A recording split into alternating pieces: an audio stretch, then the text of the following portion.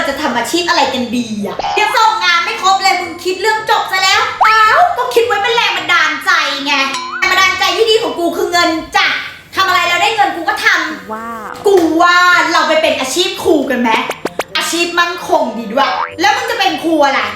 กูจะเป็นนะกูจะเป็นครูสังคมส่วนมึงนะชอบห้าวตีนอย่างเงี้ยน่าจะเป็นครูพละน่าจะเหมาะทำไมต้องเป็นครูพละครูสังคมด้วยวะอ๋อมันไม่ยากใช่ไหมล่ะไม่ใช่เพราะเวลาเรารวมตัวกันแล้วอะเราก็จะกลายเป็นคุณครูพละสังคมยังไงล่ะภาระโดยแท้